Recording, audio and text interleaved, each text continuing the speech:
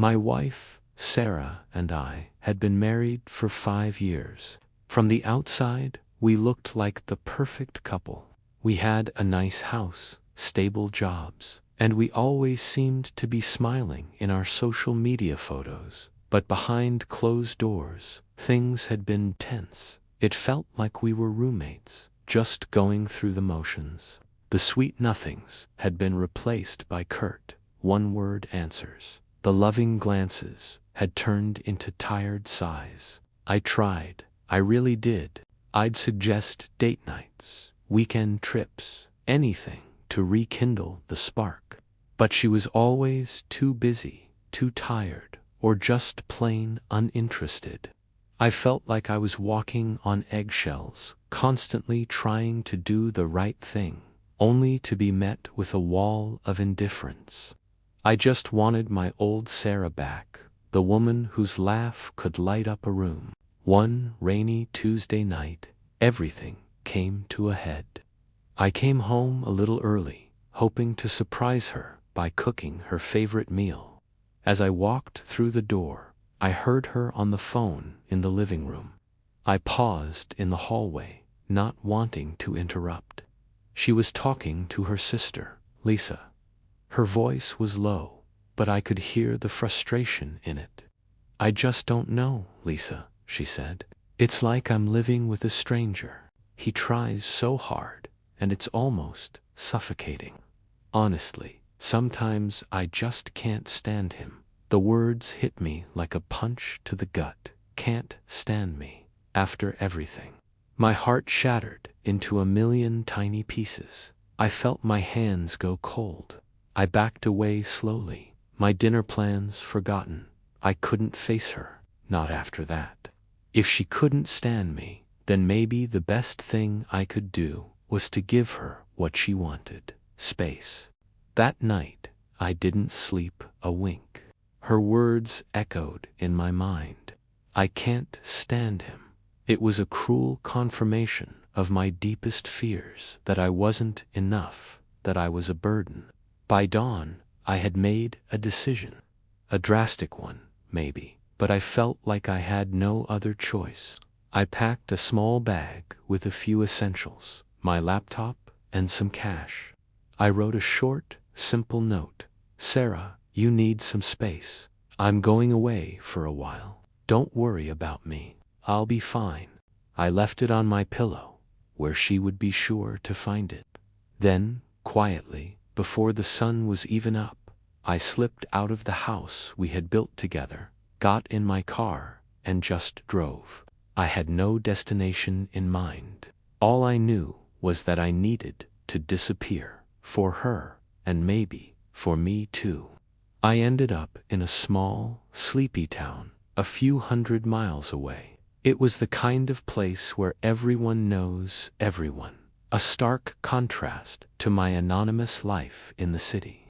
I rented a small room above a bookstore and spent my days walking through quiet streets, hiking in the nearby woods, and just thinking.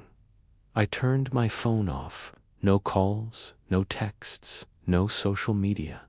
It was complete radio silence.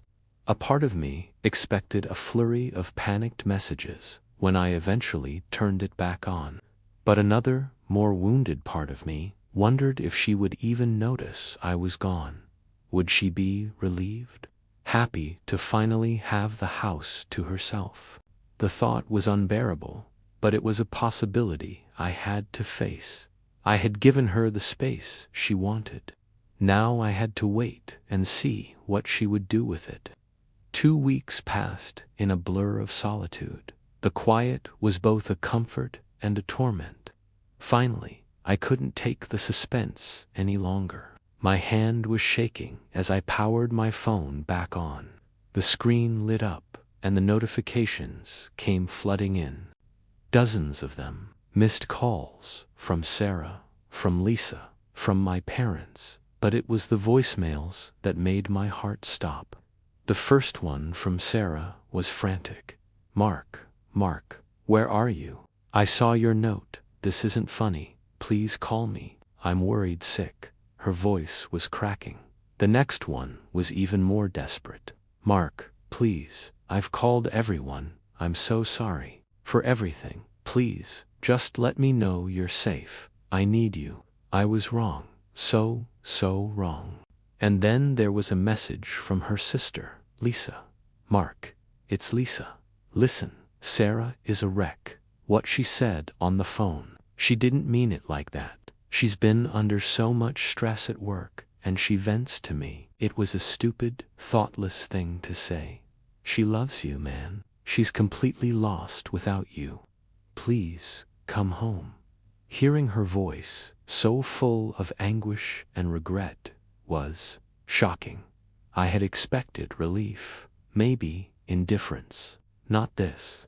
Not this raw, desperate fear. I listened to every single message. Her voice went from worried to terrified to completely broken. In the last message, she was sobbing. "Mark, I miss you. I miss everything. I miss your stupid jokes. I miss you leaving your socks on the floor. I miss the way you hum when you cook. The house is so empty without you. It's not space I needed. It was you. I was just too stupid and proud to see it. I love you. Please, just come home." The dam inside me broke. Tears streamed down my face. All this time, I thought I was the only one fighting for us, but I was wrong.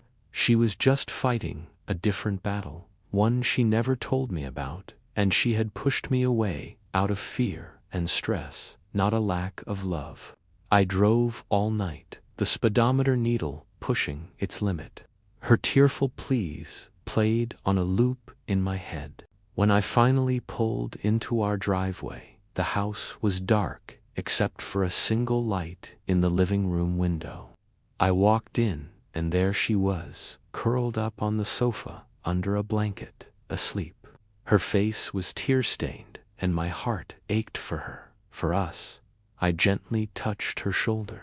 Her eyes fluttered open, wide with disbelief. "Mark," she whispered, as if seeing a ghost.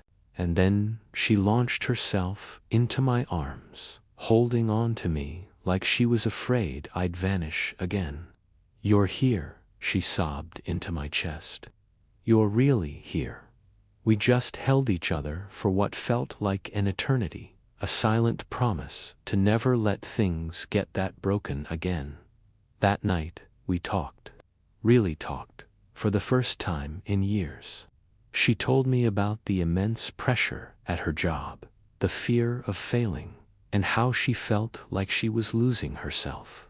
She hadn't known how to talk about it, so she had built a wall instead, pushing me away because she felt she didn't deserve my kindness when she was so miserable inside.